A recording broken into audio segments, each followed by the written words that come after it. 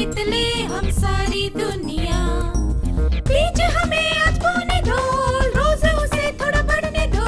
छू लेंगे आकाश हम, मन के विचार हकीकत बने। सिद्धि फल से आनंद देंगे, कोशिश कर बढ़े, सोच बुलंद करे।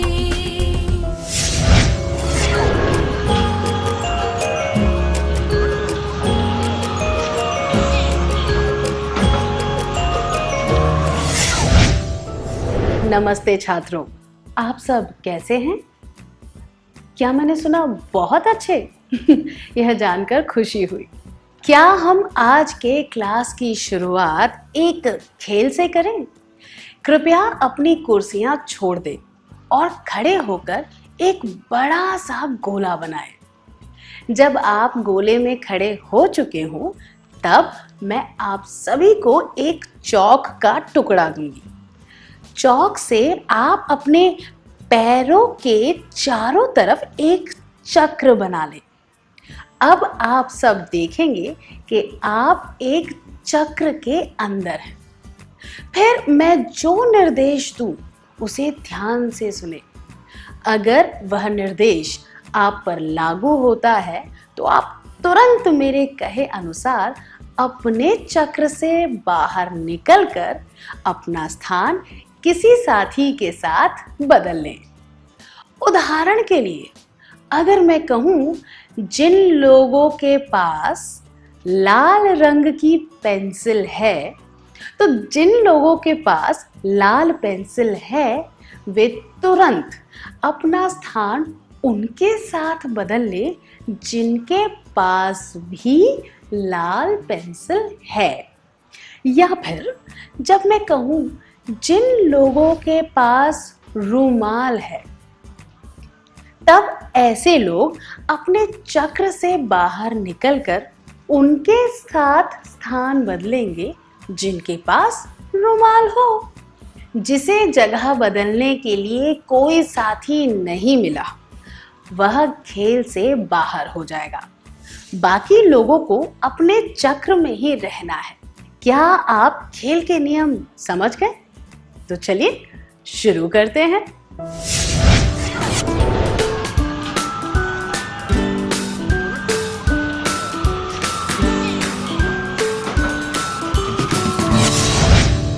कैसा रहा? क्या आपको मजा आया? अच्छी बात है। क्या आपने यह खेल अकेले खेला या अपनी कक्षा के और लोगों के साथ? हाँ, आप सबके साथ खेले। आप अकेले नहीं खेले। क्या आप यह खेल अकेले खेल सकते हैं? नहीं। सिर्फ यह खेल नहीं, बल्कि ऐसे कई खेल हैं जो आप अकेले नहीं खेल सकते। जितना मजा दोस्तों के साथ खेलने में आता है, उतना मजा अकेले खेलने में नहीं आता। इसी तरह इस दुनिया में भी हम अकेले नहीं हैं। हम कई लोगों के साथ रहते हैं और हमारे बहुत से रिश्ते होते हैं। चलिए, एक कहानी के माध्यम से हम रिश्तों के बारे में कुछ और भी जानें। आपके शहर के प्रदर्शनी मैदान में एक विशाल गोल चक्कर लगाया गया है। सब लोग उसकी चर्चा कर रहे हैं। सब बहुत उत्सुकता से उस पर सवारी करना चाहते हैं।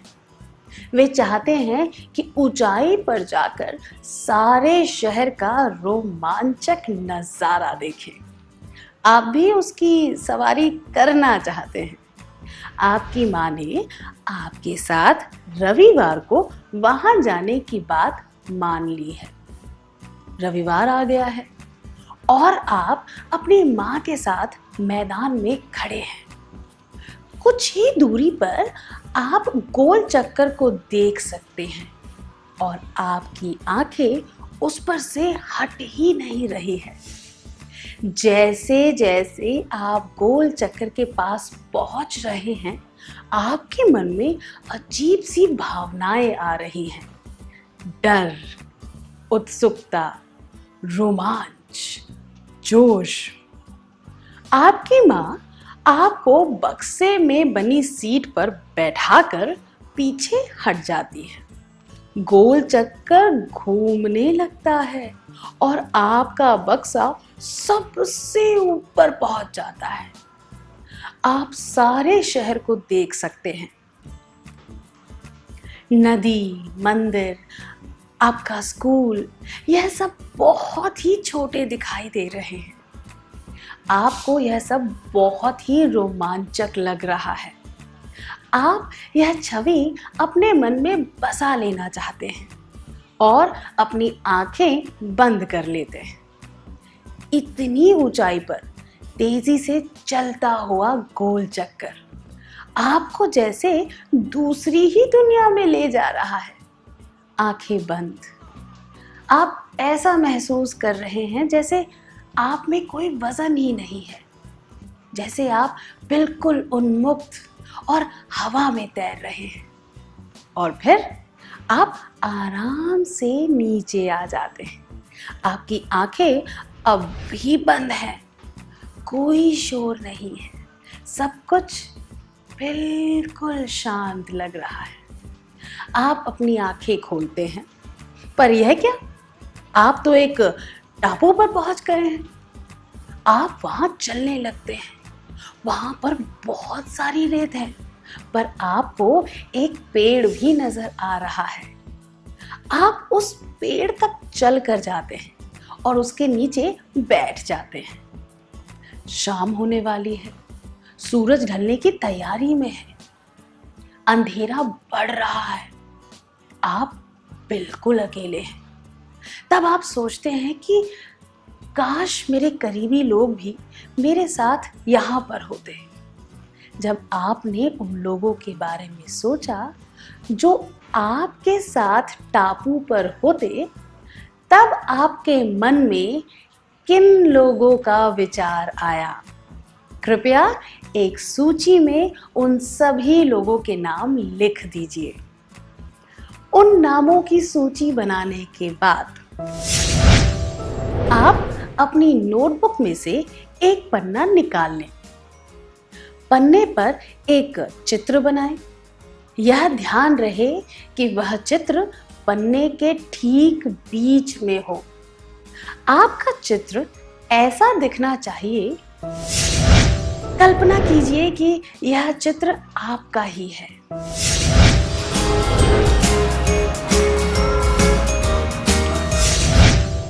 अब इस सुनसान टापू पर आप अपने साथ किसे देखना चाहेंगे? उन लोगों के नाम इस चित्र के चारों तरफ लिख दीजिए। उदाहरण के लिए आप सबसे पहले किसे देखना चाहेंगे? आपके करीबी लोग कौन हैं जिन्हें देखकर आपको अच्छा महसूस होता है? क्या वह आपकी माँ है? तो चित्र के पास माँ लिख दें। आप और किसे अपने साथ टापू पर देखना चाहेंगे? सभी नाम चित्र के चारों तरफ लिख दीजिए। अगर आप अपने पिता को सबसे पहले देखना चाहेंगे तो वहां पर पिता लिख दीजिए। अगर आप अपने दादाजी को देखना चाहेंगे तो वहां लिख दीजिए। उन सब लोगों के नाम लिख दीजिए जिन्हें आप सबसे पहले देखना चाहेंगे और उनके नाम के चारों तरफ एक गोला यानी कि चक्र बना दीजिए। क्या आप समझ गए? इसी तरह आप उन सब लोगों के नाम लिखिए जिन्हें आप इसके बाद देखना चाहेंगे। इन नामों के चारों तरफ भी एक चक्र बनाना है। क्या आपको कोई संदेह है?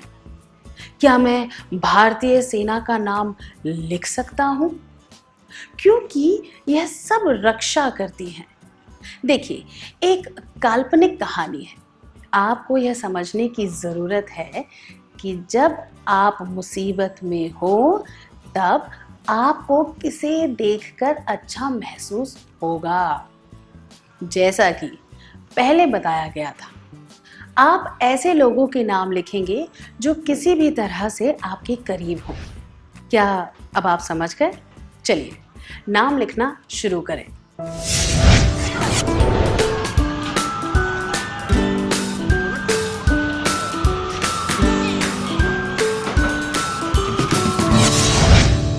क्या आपने अपना कार्य पूरा कर लिया? जैसे कि चित्र में दिखाया गया है, आपकी आकृति बीचों बीच है और उसके चारों तरफ रिश्तेदारों और दोस्तों के नाम आपके द्वारा चुने गए क्रम में हैं और आपने उन नामों के चारों ओर चक्र भी बनाया है। सही है? चित्र के बीच एक चेहरा होगा और उसके चारों ओर पहले चक्र में माँ, पिता, भाई, बहन, दादा, दादी लिखा है। दूसरे चक्र में दोस्तों और करीबी रिश्तेदारों के नाम होंगे। तीसरे चक्र में आपके परिवार के और लोग व पड़ोसियों के नाम होंगे। इस चित्र का नाम होगा रिश्तों के चक्र।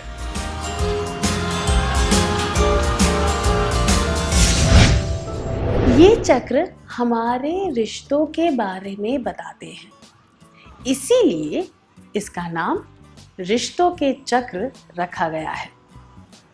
इसीलिए कृपया अपने पन्ने पर रिश्तों के चक्र लिख दें।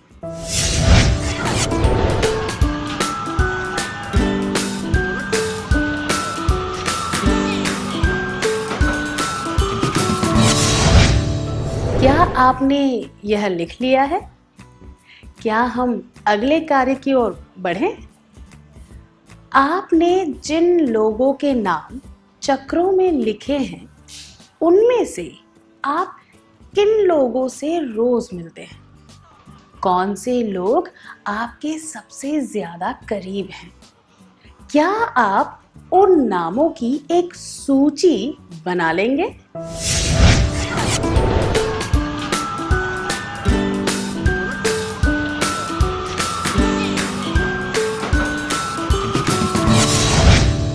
क्या आपने उन लोगों की सूची बना ली? अब इस सूची के लिए एक शीर्षक लिखें। हम इन लोगों से रोज मिलते हैं।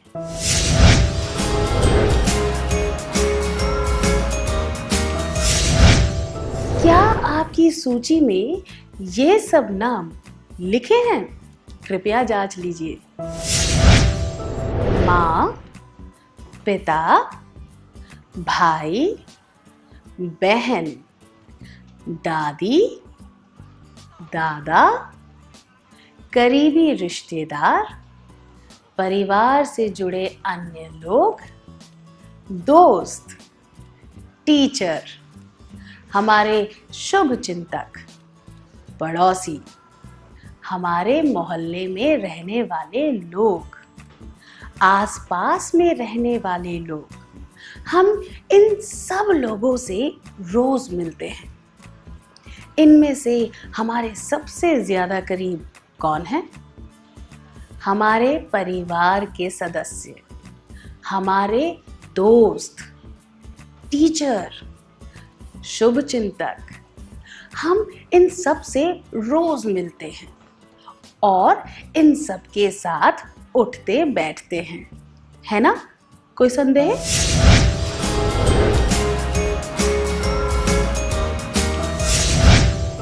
हमारे घर के सामने की दुकान का मिठाई वाला हमारे करीबी लोगों के रिश्ते के चक्र में आ सकता है क्या?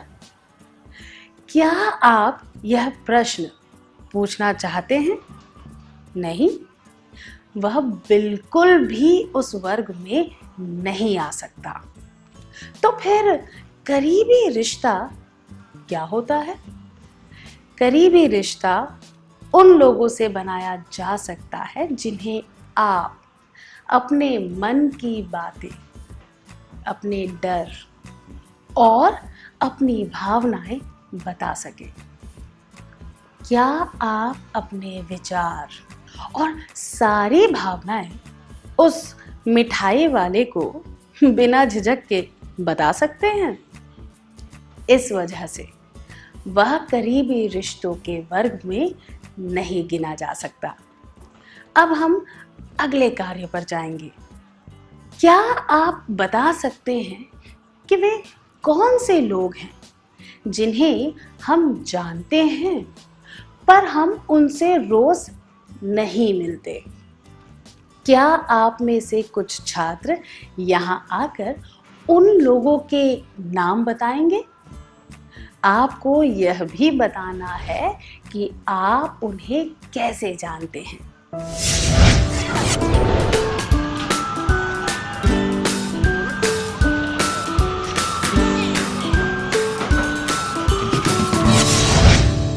उन लोगों के नाम बताने के लिए शुक्रिया। हमारी जान पहचान के लोग, परिवार से जुड़े हुए लोग, कुछ दोस्त, शुभचिंतक और रिश्तेदार, हम इन सब लोगों से कभी कभी ही मिलते हैं, पर हम इन लोगों को अपने करीब मानते हैं। क्या हम अगले कार्य पर चले? क्या आप उन दोस्तों, रिश्तेदारों की सूची बना सकते हैं जिनके साथ आप अच्छा रिश्ता बनाए रखना चाहते हैं? आपको जोड़ियां बनाकर इसके बारे में बात करनी है।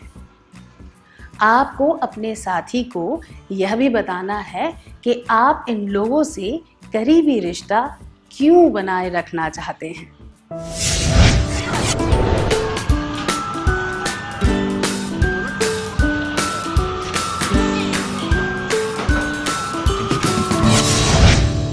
अपने विचार बताने के लिए धन्यवाद। आमतौर पर हम अपने रिश्तेदारों और शुभ चिंतकों के साथ अच्छा करीबी रिश्ता रखते हैं, है ना? हम करीबी रिश्तों को क्यों बनाए रखना चाहते हैं? चाहे हम इन लोगों से रोज मिले या ना मिले, ये रिश्ते ऐसे हैं जो ज़रूरत के समय में हमारे साथ होते हैं। जब हम मुसीबत में हो तो वे हमारी मदद करते हैं।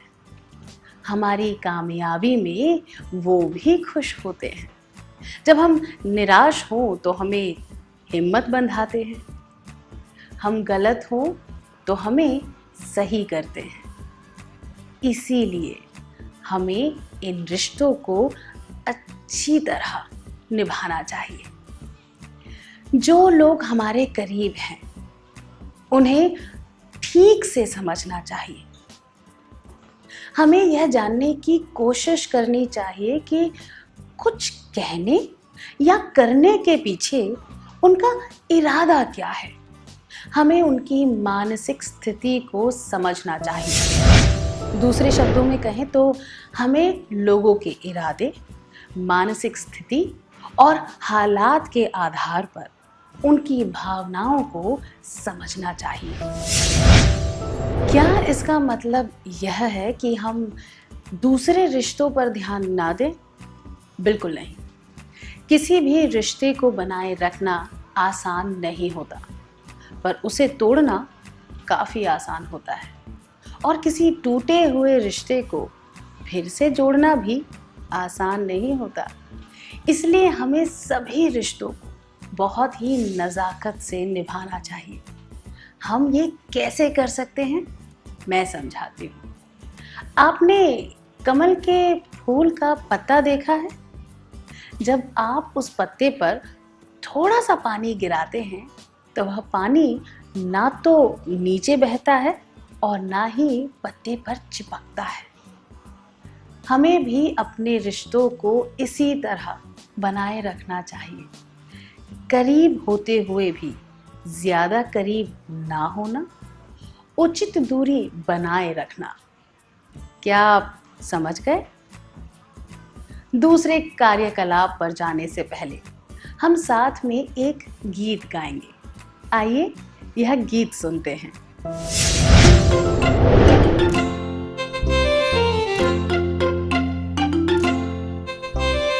रंग रंग कैसा रंग, मुझे पसंद पीला रंग, तुझे पसंद कैसा रंग, रंग रंग रंग रंग। क्या आपने ध्यान दिया? यह गीत इस तरह से है। रंग रंग कैसा रंग, मुझे पसंद पीला रंग। यहाँ पर पीले रंग की बात कही गई है। उसी तरह आपको अपने पसंदीदा रंग बताते हुए इसे गाना है। उदाहरण के लिए, अगर आपको पीला रंग पसंद है तो आपको इसे इस तरह गाना है। रंग रंग कैसा रंग, मुझे पसंद पीला रंग। क्या हम साथ में गाएं?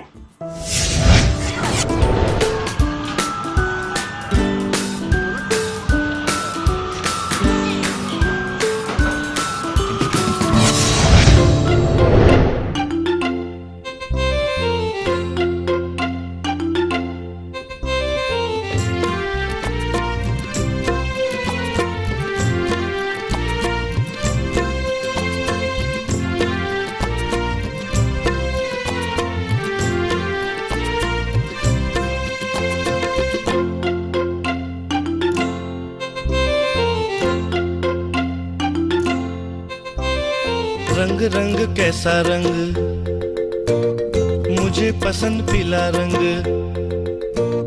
तुझे पसंद कैसा रंग, रंग रंग रंग रंग। संसार रंगों से भरा है, वो हर एक रंग में रूप है। संबंध फैले हैं उनके जैसे, हर एक संबंध का महत्व है। दुनिया में रंग अनेक है, साथ मिले सुंदरता निखरे।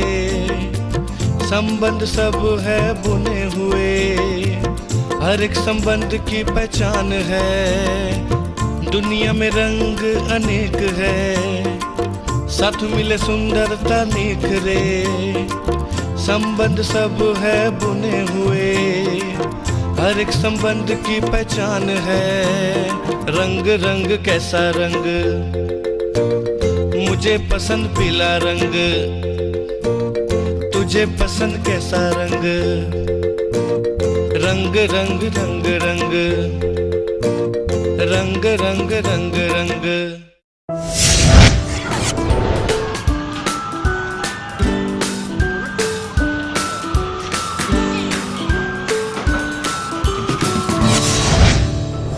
सबने अच्छा गाया, बहुत बढ़िया।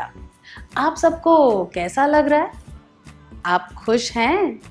अच्छी बात है। आपने ध्यान दिया कि इस गीत का क्या संदेश था। गाने में यह बताया गया है कि दुनिया में बहुत से रंग हैं, उसी तरह दुनिया में बहुत से रिश्ते भी हैं। जिस तरह हमारे जीवन में रंग होने चाहिए, उसी तरह रिश्ते भी होने चाहिए और हमें रिश्तों के बीच भेदभाव नहीं करना चाहिए। क्या हम इस संदेश को आज के दिन का संदेश माने? क्या हम अब अगले कार्य पर जाएं? अब हमें एक अभिनय करना है। कमल और विमल एक ही स्कूल में पहली कक्षा से एक साथ पढ़ते थे। वे बहुत अच्छे दोस्त थे। फिर 5वीं कक्षा से विमल दूसरे स्कूल में चला गया और वे दोनों एक दूसरे से मिल नहीं पाए। अब बहुत समय के बाद वे एक दूसरे से किसी बस स्टॉप पर मिले। क्या आप दोनों यहाँ आकर कमल और विमल बनकर अभिनय कर सकते हैं?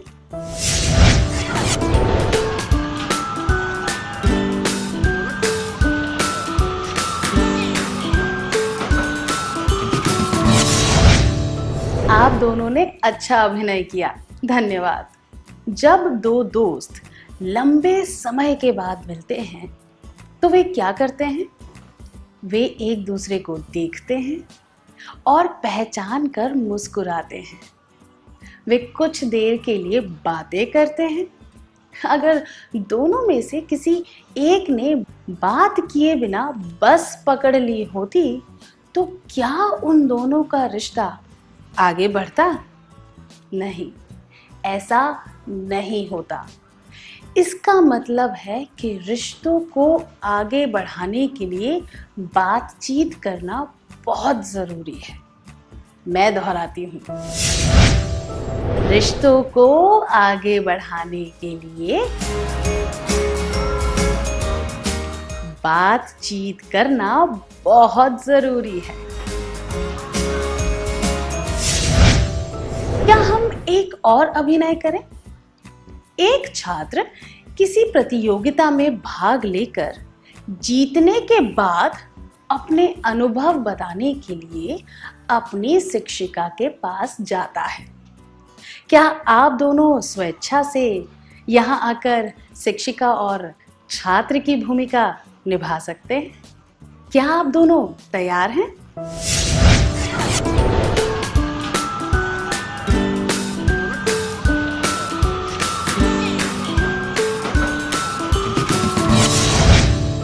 आप दोनों ने बहुत अच्छा किया, धन्यवाद। जब छात्र उत्सुकता से अपनी जीत के बारे में अपनी शिक्षिका को बताएगा, तब शिक्षिका कैसी प्रतिक्रिया करेंगी?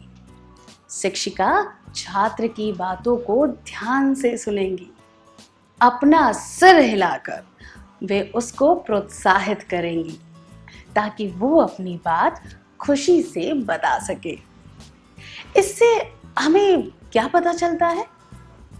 शिक्षिका के पास कई काम हो सकते हैं, पर इसके बावजूद उन्होंने कुछ समय निकालकर छात्र की बात सुनी और उसे अपने अनुभव बताने के लिए प्रोत्साहित किया। तो हमने क्या सीखा? हमने सीखा कि रिश्तों को बढ़ावा देने के लिए समय निकालना भी जरूरी होता है। मैं दोहराती हूँ, रिश्तों को बढ़ावा देने के लिए समय निकालना भी जरूरी होता है। अब एक और अभिनय। आप में से एक को माँ की भूमिका निभानी है और दूसरे को बेटे की। बेटा स्कूल से वापस आता है। वह देखता है कि उसकी माँ बीमार पड़ी है और बिस्तर पर लेटी हुई है। जब वह स्कूल गया था तब माँ ठीक थी। अब बेटा क्या करेगा? क्या आप दोनों माँ और बेटे का किरदार निभाएंगे?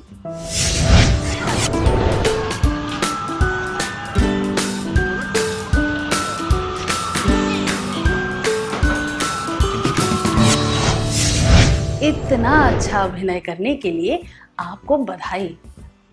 बेटे ने स्कूल से आकर देखा कि उसकी माँ बीमार है। बेटे को माँ की तबीयत के बारे में पूछना चाहिए, उसकी बात सुननी चाहिए और यह कहना चाहिए कि वह शाम को बाहर खेलने नहीं जाएगा। इससे माँ को अच्छा लगेगा कि ज़रूरत पड़ने पर उसका बेटा उसके पास ही रहेगा। इस अभिनय से आपने क्या जाना? रिश्तों को बनाए रखने के लिए साथ देना जरूरी होता है। मैं दोहराती हूँ, रिश्तों को बनाए रखने के लिए साथ देना भी जरूरी होता है। अब क्या हम अगले कार्यकलाप पर जाएं? कंचन और नेहा अच्छे दोस्त हैं। कंचन के भाई की नौकरी अचानक चली गई है और इस बात की वजह से कंचन के माता पिता परेशान हैं। घर में चल रही परेशानी की वजह से कंचन भी चिंतित है। नेहा कंचन से पूछती है कि वह इतनी उदास और परेशान क्यों है। कंचन नेहा पर विश्वास करके उसे सारी बात बताती है। क्या आप दोनों स्वेच्छा से इस दृश्य का अभिनय करके दिखाएंगे?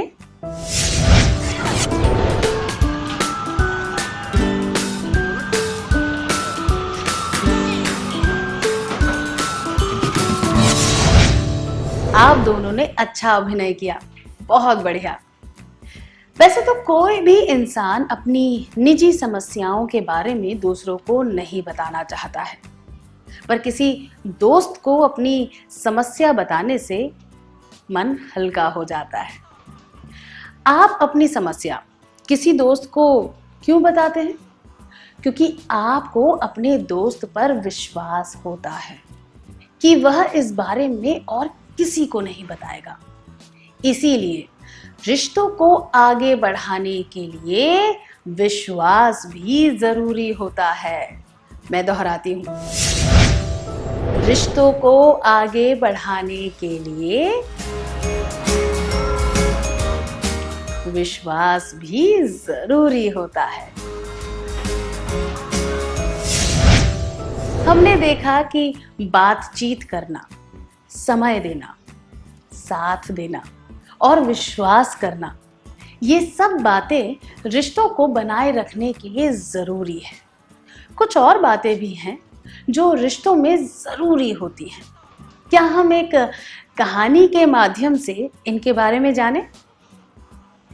एक दिन खाने की छुट्टी के दौरान आपका दोस्त आपसे पेन मांगता है। वह आपसे कहता है कि अगली क्लास शुरू होने से पहले आपका पेन लौटा देगा। छुट्टी का समय पूरा हो जाता है और दूसरी घंटी भी बज जाती है, तब भी आपका दोस्त वह पेन नहीं लौटाता। तुरंत ही शिक्षिका आपकी कक्षा में आ जाती है और सबको कुछ लिखने का कार्य देती है। सभी लिखना शुरू कर देते हैं। तभी शिक्षिका देखती है कि आप कुछ लिख ही नहीं रहे। आपसे इस बारे में वो पूछती हैं। आप माफी मांगते हुए कहते हैं कि आपके पास पेन नहीं है। वह आपको खुद का पेन दे देती है। आप पेन लेकर लिखना शुरू कर देते हैं। फिर क्लास खत्म होती है। आपका दोस्त दौड़ता हुआ आपके पास माफी मांगने आता है। जब आपका दोस्त आपके पास माफी मांगने आए तो आप क्या करेंगे? 1, मैं उसे देखकर छुप जाऊंगा या छुप जाऊंगी। 2, मैं उसकी बात सुनकर उसे माफ कर दूंगा या माफ कर दूंगी। 3, मैं उसकी बात सुनूंगा या सुनूंगी, उसे बताऊंगा या बताऊंगी कि मुझे कितनी परेशानी हुई और उसे माफ कर दूंगा या माफ कर दूंगी। 4, जब वह मुझसे बात करने आएगा तब मैं उसकी तरफ नहीं देखूंगा या नहीं देखूंगी और वहां से चली जाऊंगी या चला जाऊंगा। ये दोनों जवाब, मैं उसे देखकर छुप जाऊंगा या छुप जाऊंगी और जब वह मुझसे बात करने आएगा तब मैं उसकी तरफ नहीं देखूंगा या नहीं देखूंगी और वहां से चली जाऊंगी या चला जाऊंगा, उचित नहीं है, क्योंकि इससे रिश्ते बिगड़ सकते हैं। यह जवाब, मैं उसकी बात सुनकर उसे माफ कर दूंगा या माफ कर दूंगी, उचित है। पर यहाँ पर आपके दोस्त को अपनी गलती का परिणाम जानने का मौका नहीं दिया गया है। सबसे उचित जवाब है, मैं उसकी बात सुनूंगा या सुनूंगी, उसे बताऊंगा या बताऊंगी कि मुझे कितनी परेशानी हुई और उसे माफ कर दूंगा या माफ कर दूंगी, क्योंकि इससे आपके दोस्त को माफी भी मिल जाएगी और उसे यह एहसास भी होगा कि उसे यह गलती दोहरानी नहीं चाहिए। ऐसा करने से आपका रिश्ता भी मजबूत होगा। हमने इससे क्या सीखा? माफी मांगने और किसी को माफ कर देने से रिश्ते बने रहते हैं। हम इन सब बातों को कैसे याद रखेंगे? यह बहुत आसान है। हम इसे कविता की 2 पंक्तियों की तरह याद कर लेंगे। विश्वास की ये बात है, समय पे देना साथ है, माफी मांगने वाले को करना माफ है। विश्वास की ये बात है, समय पे देना साथ है, माफी मांगने वाले को करना माफ है। तो इसमें यह सभी बातें आती हैं। समय देना, साथ रहना, माफी मांगना, माफ करना, विश्वास बनाए रखना और बातचीत करना। सही है? हमने क्लास की शुरुआत में एक खेल खेला था, है ना? क्या आपको याद है कि वह खेल क्या था? हमने एक चक्र बनाया और हम उसके अंदर खड़े हो गए। मान लीजिए कि हर एक चक्र एक टापू है, तो फिर हम भी एक अलग टापू बन जाएंगे। क्या हम इस दुनिया से अलग टापुओं की तरह रह सकते हैं? बिल्कुल नहीं। तो फिर जुड़े रहने के लिए हमें क्या करना चाहिए? हमें इन टापुओं को जोड़ने के लिए पुल बनाने चाहिए। हर एक पुल किसी रिश्ते का प्रतीक है। हम जितने पुल बनाएंगे उतने ही रिश्ते और संबंध बनते जाएंगे। इस तरह से कोई भी अकेला नहीं रहेगा। इसीलिए हमें अपने रिश्तों को ध्यान से निभाना चाहिए और उनमें नयापन बनाए रखना चाहिए। ऐसा करने से लोगों के बीच सहकार की भावना आएगी और एकता बढ़ेगी। क्या हम वे सारी बातें एक बार दोहरा लें जो हमने अब तक इस सत्र में सीखी हैं? हम ये कैसे करेंगे? कृपया बारी बारी से मुझे बताएं कि आपने इस क्लास में क्या सीखा।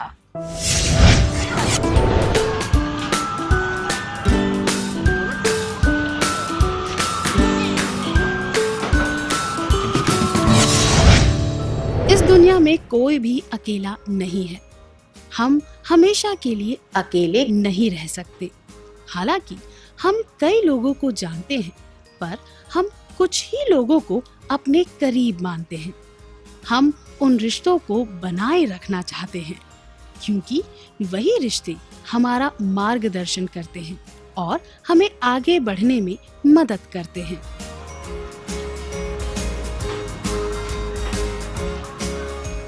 इसीलिए हमें उन रिश्तों की कद्र करनी चाहिए, पर हमें उन रिश्तों को नहीं तोड़ना चाहिए जिन्हें हम ज्यादा करीब ना मानते हों।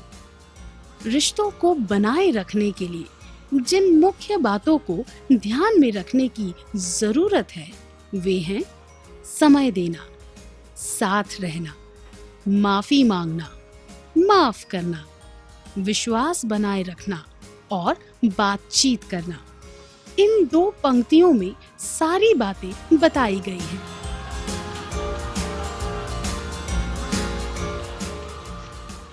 विश्वास की ये बात है, समय पे देना साथ है, माफी मांगने वाले को करना माफ है।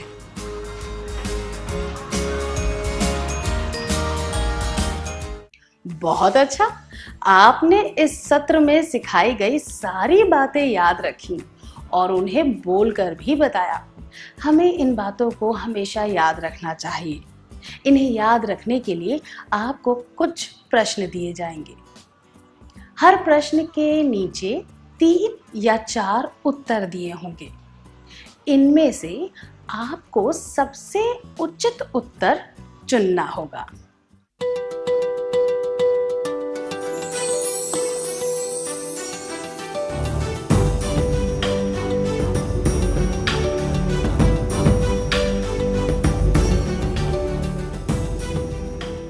प्रश्न 1, अपनी गलती मान लेने और उसका परिणाम देखने के बाद आप क्या करेंगे? उत्तर 1, कुछ नहीं करूंगा या करूंगी। 2, उसके बारे में चिंतित रहूंगा या रहूंगी। 3, जिस व्यक्ति को मेरी वजह से तकलीफ हुई उसे मिलना टालूंगा या टालूंगी। 4, उस व्यक्ति के पास जाकर माफी मांगूंगा या मांगूंगी जिसे मेरी वजह से तकलीफ हुई।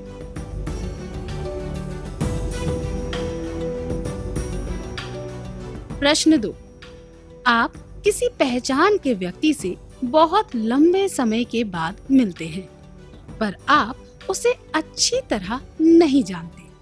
आप क्या करेंगे? उत्तर 1, उसे देखकर मुस्कुराऊंगा या मुस्कुराऊंगी और बातें करने लगूंगा या लगूंगी। 2, मैं इंतजार करूंगा या करूंगी कि वह पहले बात करना शुरू करे।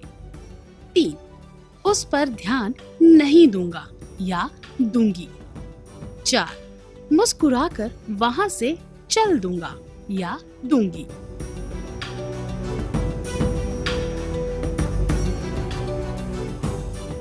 प्रश्न 3, आपका मौसेरा भाई आपके साथ छुट्टियां बिताने आया है।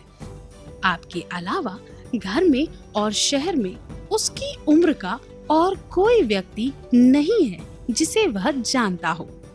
आपके दोस्त आपको बाहर खेलने के लिए बुला रहे हैं।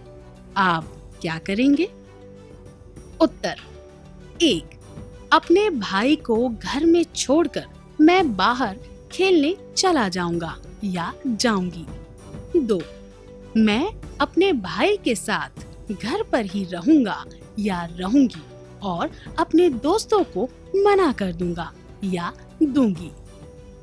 3, अपने भाई के साथ घर पर ही खेलूंगा या खेलूंगी और अपने दोस्तों को अपनी स्थिति समझाऊंगा या समझाऊंगी। 4, अपने भाई को साथ लेकर दोस्तों से मिलवाऊंगा ताकि हम सब साथ खेल सके।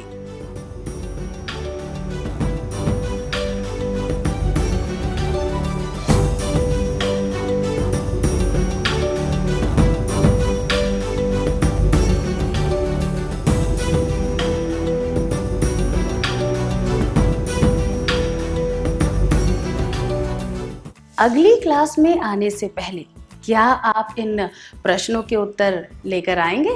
हम अगली क्लास में मिलेंगे।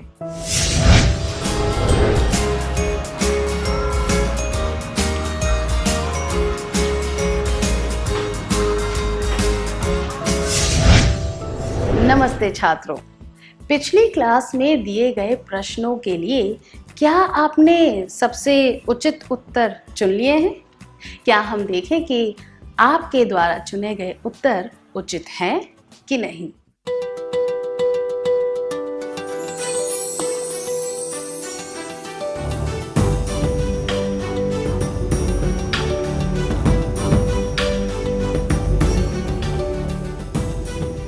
प्रश्न 1, अपनी गलती मान लेने और उसका परिणाम देखने के बाद आप क्या करेंगे?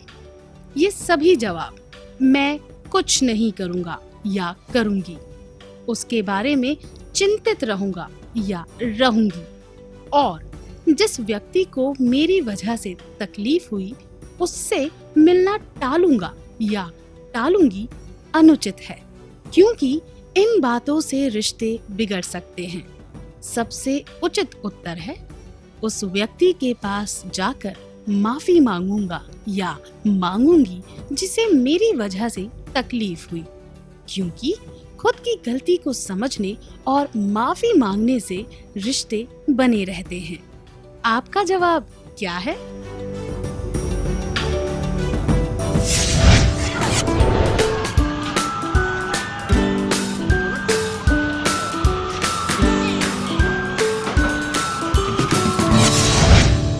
प्रश्न 2, आप किसी पहचान के व्यक्ति से बहुत लंबे समय के बाद मिलते हैं, पर आप उसे अच्छी तरह नहीं जानते। आप क्या करेंगे? ये उत्तर मैं इंतजार करूंगा या करूंगी कि वह पहले बात करना शुरू करे और उस पर ध्यान नहीं दूंगा या दूंगी उचित नहीं है।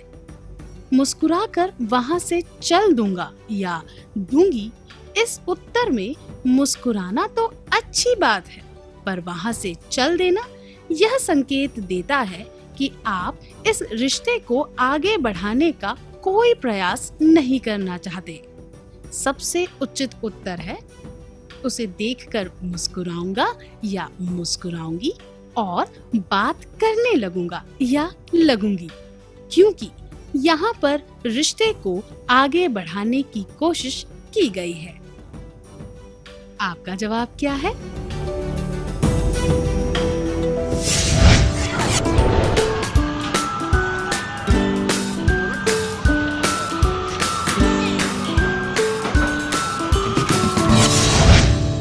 प्रश्न 3। आपका मौसेरा भाई आपके साथ छुट्टियां बिताने आया है। आपके अलावा घर में और शहर में उसकी उम्र का और कोई व्यक्ति नहीं है जिसे वह जानता हो। आपके दोस्त आपको बाहर खेलने के लिए बुला रहे हैं। आप क्या करेंगे? ये उत्तर अपने भाई को घर में छोड़कर मैं बाहर खेलने जाऊंगा या जाऊंगी, या मैं अपने भाई के साथ घर पर ही रहूंगा या रहूंगी और अपने दोस्तों को मना कर दूंगा या दूंगी उचित नहीं है, क्योंकि यहाँ पर दोनों में से किसी एक रिश्ते को ज्यादा महत्व दिया जा रहा है। यह उत्तर अपने भाई के साथ घर पर ही खेलूंगा या खेलूंगी और अपने दोस्तों को अपनी स्थिति समझाऊंगा या समझाऊंगी उचित है, क्योंकि दोस्तों व भाई दोनों के साथ रिश्ता बनाए रखने की कोशिश की गई है।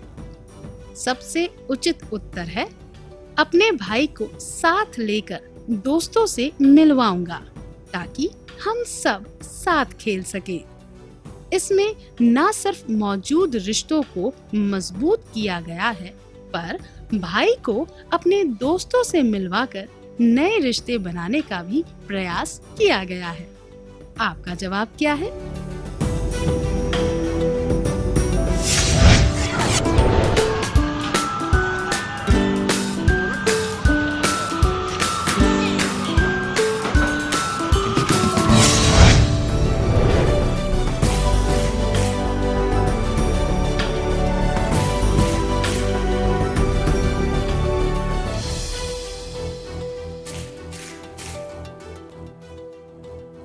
अगर आपके सभी उत्तर उचित रहे तो शाबाश।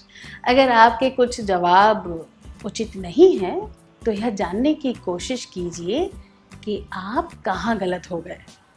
फिर अगली बार उचित जवाब लिखने का प्रयास कीजिए। यह मत भूलिए कि सतत प्रयास और मेहनत से ही कोई व्यक्ति आगे बढ़ सकता है। क्या हम अगले सत्र की ओर बढ़ें?